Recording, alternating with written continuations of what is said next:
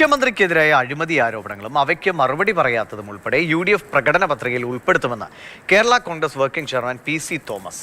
കേരളത്തിലെ ജനങ്ങളുടെ കടം വർദ്ധിപ്പിച്ചത് മുഖ്യമന്ത്രിയാണ്. അഴിമതി ആരോപണങ്ങളെ പറ്റി മുഖ്യമന്ത്രിയോ മകളോ മരുമകനോ പ്രതികരിക്കുന്നില്ല.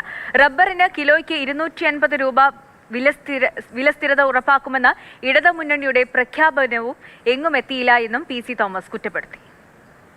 ഇത്രയും കോടികൾ എടുത്തതിൻ്റെ അടിസ്ഥാനത്തിൽ ഉള്ള വികസനമോ അല്ലെങ്കിൽ മാറ്റമോ ഇവിടെ വരുത്തി എന്നാരും അവകാശപ്പെടുന്നുമില്ല.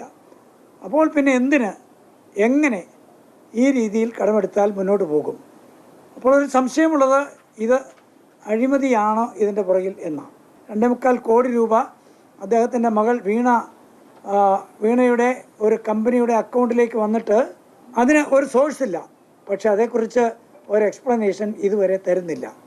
അപ്പോൾ എവിടെ നിന്നോ പണം വരുന്നുണ്ട്. ഇതുപോലെ എത്രയോ അക്കൗണ്ടുകൾ കാണും, എത്രയോ കമ്പനികൾ കാണും, ആരുടെയൊക്കെ പേരിൽ വരുന്നുണ്ടാകും എന്നൊക്കെ ജനങ്ങൾ സംശയിക്കുന്നു.